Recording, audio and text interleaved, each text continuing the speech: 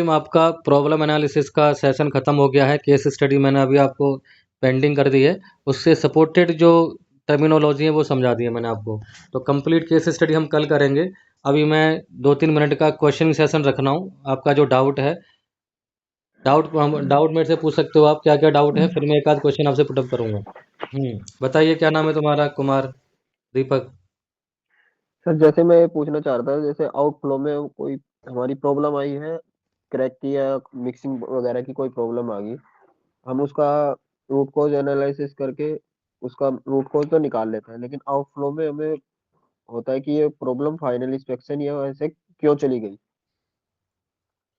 इसका क्या है, फाइनल इंस्पेक्शन पे जब आपका डिस्पैच हो जाता है ना फाइनल से, उसमें जी आपको जी। थोड़ा सा मैं कल 2-3 थंब रूल बताऊंगा। जब भी आप प्रॉब्लम एनालिसिस करोगे ना, उसी थंब रूल को आप अप्लाई करना। ओके, तो वहाँ से आपका कभी दिक्कत नहीं आएगी कि कस्टमर एंड पे जब प्रॉब्लम आती है तो आप डिटेक्शन के लिए वाई वाई एनालिसिस जब करोगे, तो वो 2-3 मैं आपको थंब रूल बताऊंगा, वही थंब रूल हमेशा अप्लाई होते हैं। मेन हमें एनालिसिस करना होता है उस अकरेंस के ऊपर कि प्रॉब्लम आपकी अक्कड़ कैसे हुई। ठीक है, जी जी। उसका रूट कॉज पे फाइंड आउट करना होता है हमें। तो जब मैं आपको कापा की केस स्टडी समझाऊंगा ना, तो आपको मैं वहाँ से पता लग जाएगा कि कौन कौन से ऐसे एक्शन हैं जो आपको आउटफ्लो को आपको हाईलाइट करने हैं। ठीक है। हाँ ओके, सर, वही वही पूछ हमेशा रहा की था कि रिपीट है। जैसे आउटफ्लो में क्या लिखना होता है, जिस तरीके से हाँ, वो वो इसका मतलब मैं आपको कल कस्टमर समझाऊंगा। सेटिस्फाई हो जाए। हाँ, कल बताऊंगा, ये इसके 2-3 चीज थंब रूल बताऊंगा कल मैं आपको। और कोई ठीक है किसी का सर। डाउट हो बताइए। हेलो। सर ये जो फॉर्मेट है, हम्म ये स्टैंडर्ड फॉर्मेट है या वेरी कर सकते हैं सर, इसको चेंज कर सकते हैं हम? कापा का फॉर्मेट जो है स्टैंडर्ड फॉर्मेट नहीं होता है कोई भी। डिपेंड क्या करता है कि जब भी लोगों को अभी भी ये डाउट रहता है कि मुझे कापा का फॉर्मेट बनाना है, क्या करना है। कापा का फॉर्मेट आप अपनी तरफ से कैसा भी बना सकते हो, मगर जो कंटेंट नेसेसरी हैं वो कंटेंट तो आपको डालने ही डालने हैं। ठीक है, अभी मैं जो आपको कापा की केस स्टडी समझाऊंगा, वो मैंने A3 के अकॉर्डिंग बना रखी है। A3 क्या है वो भी हम कल कवर करेंगे। अब कापा का फॉर्मेट का मतलब ये है कि जो कापा में जो स्टैंडर्ड कंटेंट है, भाई आपको पार्ट की डिटेल डालनी है, प्रॉब्लम की डिटेल डालनी है, कंटेनमेंट एक्शन का डिटेल डालना है, करेक्टिव एक्शन का डालना है। ठीक है, करेक्टिव एक्शन पे पहुंचने के लिए आप क्या क्या यूज़ कर रहे हो, फिशबोन डायग्राम यूज़ कर रहे हो, सिमुलेशन यूज़ कर रहे हो, वाई वाई यूज़ कर रहे हो, ये सारे टेक्निकल कंटेंट हैं जो कि कापा के फॉर्मेट में जो है आपको डालने ही डालने हैं। इसीलिए कापा का फॉर्मेट आपको ऐसा नहीं है कि जब भी प्रॉब्लम आएगी तो कापा का फॉर्मेट क्रिएट करना है। ये सब चीज़ों से आप भूल जाइए। ठीक है, जब आप डॉक्यूमेंट ले लेते हो ना, जब ट्रेनिंग लेते हो आप डॉक्यूमेंट की, तो आपको ये डाउट क्लियर हो जाता है कि कौन से डॉक्यूमेंट स्टैंडर्ड होते हैं। उन्हें सिर्फ एडिटिंग करना सीखना होता है ट्रेनिंग लेने के बाद, और कौन कौन से स्टैंडर्ड नॉन नॉ ये कौन कौन से फॉर्मेट आपके नॉन स्टैंडर्ड होते हैं, जिनको आप अपनी तरफ से अपनी समझ से क्रिएट कर सकते हो। ठीक है, तो कापा का फॉर्मेट स्टैंडर्ड फॉर्मेट होता है। स्टैंडर्ड फॉर्मेट होगा जी सर। और क्या यार, कापा में जब कापा प्रॉब्लम आ गई है, कापा भर रहे हो, तो कापा भरने के लिए जो स्टैंडर्ड कंटेंट है वो तो एटलीस्ट फॉर्मेट में होने चाहिए ना। जी सर। अभी मैंने आपको कापा की टर्मिनोलॉजी समझाई है, वो टर्मिनोलॉजी आपके नहीं होंगी कापा के अंदर, तो कापा कैसे ये कंप्लीट फॉर्मेट कैसे माना जाएगा, वो स्टैंडर्ड फॉर्मेट कैसे माना जाएगा वो। जी सर। हाँ भाई, और बताओ। सर मेरा क्वेश्चन ये है कि जितने भी इंडस्ट्री में कापा भरे जाते हैं, सब लोग नीपा पोती कर देते हैं, सीधा अटैक करते हैं ऑपरेटर के ऊपर, ऑपरेटर केयरलेसनेस, ये ऑपरेटर केयरलेस ट्रेनिंग देके काम खत्म कर देते हैं। फिर ऑडिटर पूछता है कि तुम स्किल मैट्रिक्स भी कैसे बना दिए, ये कैसे सेट कर दिए। कोई सिस्टम पर अटैक ही नहीं करता, ना प्रोसेस पर अटैक करता। तो हम किसी भी कोई प्रॉब्लम आता है हमारे यहाँ, तो हम उसको सिस्टम पे या प्रोसेस पर किस हिसाब से अटैक करें कि हम वो जिसको हम कापा दें वो हमसे 100% सेटिस्फाई हो जाए। अभी मैंने क्या बताया, जब भी प्रॉब्लम का एनालिसिस किया जाता है तो भाई एक फिशबोन डायग्राम के थ्रू आप पहले कॉजेज को फाइंड आउट करो। ये fishbone diagram brain storming tool है।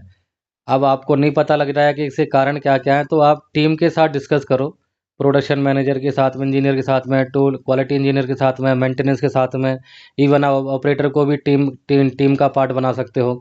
वहाँ से आपके पास कॉजेज का कलेक्शन हो जाएगा। ठीक है, फिशबोन डायग्राम में फिर उसका सिमुलेशन करो जा करके।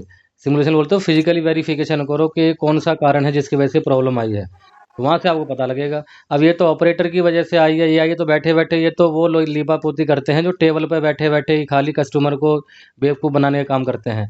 कस्टमर जानता पता है कि भाई हमको ये टालने की कोशिश कर रहा है, तो कस्टमर कभी भी ऑपरेटर ट्रेनिंग को या ऑपरेटर के ऊपर जो आपने करेक्टिव एक्शन लिया है उसको कभी एक्सेप्ट नहीं करेगा। हमेशा जो करेक्टिव एक्शन लिया जाना चाहिए एनालिसिस जब करोगे तो आपको सिस्टम पे लेना है, यानी प्रोसेस के ऊपर लेना है, मशीन पे, टूल पे, मेथड पे लेना है, ठीक है, मटेरियल पे जी लेना है। ऑपरेटर तो आपको क्या बताया, पोकायो के मैंने क्यों बताया था आपको, पोकायो के इसी तो लगाया कि ऑपरेटर को तो आप नेग्लेक्ट करो, ऑपरेटर तो वो फुल प्रूफ मिस्टेक अपने प्रोसेस को फुल प्रूफ बनाइए जैसे बनाना है, ठीक है। फुल प्रूफ की तरफ जी आप अपना आपका जो करेक्टिव एक्शन है फुल प्रूफ की तरफ होना चाहिए, ना कि खाली ये होना चाहिए कि ऑपरेटर को ट्रेनिंग देना है। ऑपरेटर को ट्रेनिंग देना इतना एक एडिशनल सपोर्टेड एक्शन हो सकता है, सपोर्टेड डॉक्यूमेंट हो सकता है, ना कि ये करेक्टिव एक्शन हो सकता है ओनली किसी प्रॉब्लम का, ठीक है। ठीक है सर, ठीक, ओके सर। रोहित। हेलो हाँ बोलो। सर, मेरे को एक बात पूछनी थी। हम्म। हेलो। हाँ जैसे कि बोलो हमने बोलो। होंडा माल भेज दिया। हेलो। अरे बोलो भाई। हेलो सर, जैसे हमने होंडा माल भेज दिया, उसकी लाइन पे जाने के बाद कोई फिटमेंट इशू आ गया, हम्म।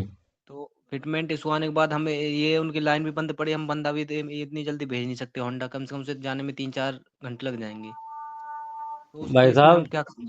अबे होंडा जैसी कंपनी जो बड़ी कंपनियां है ना, वो अपने सप्लायर से एक बंदा अपने यहाँ पे ये रिप्रेजेंटेटिव रखती हैं क्वालिटी से रिलेटेड। क्यूआर ही रखते हैं हाँ सर, ये क्यूआरए। मारुति होंडा हाँ। वाले सब। हाँ जो भी जैसा भी बता रहे हो ना, क्यूआरए रखते हैं, क्वालिटी इंजीनियर रखती हैं, सुपरवाइजर रखती हैं। उनका मेन काम यही होता है भाई, तुम्हारे यहाँ से जो पार्ट आ रहा है पहले आप उसको वेरीफाई करो, देन आगे आप हमारे हैंड ओवर करो, ठीक है। अगर कोई पार्ट मशीन पे पकड़ा गया है, असेंबली में पकड़ा गया, तो इमीडिएटली उसको कॉल करते हैं, भाई आजा तेरे पार्ट में प्रॉब्लम है, फिर वो वहाँ पे सॉर्ट आउट करता है। ना कि कस्टमर आपका इंतजार करेगा 2 घंटे में भेजोगे या 4 घंटे में भेजोगे, इतने में तो कस्टमर की लाइन रुक जाएगी। कस्टमर के यहाँ पे आपका सेग्रीगेशन कौन करके देगा उस चीज़ का, ठीक है। वो डिपेंड करता है कि भाई तुम्हारा और जो तुम्हारा कस्टमर है उसका क्या है, प्रोबेबल है कि नहीं, प्रोबेबल मतलब नियर अबाउट है, तो आप हो सकता है कि जल्दी अटेंड कर सकते हो। ज़्यादा दूर है तो कस्टमर कहता है भाई अपना बंदा हमेशा के लिए रख मेरे पास यहाँ, ठीक है। ओके और सर। कोई डाउट? चलिए ठीक है, तो कल मैं आप लोगों को कापा की केस स्टडी समझाऊंगा।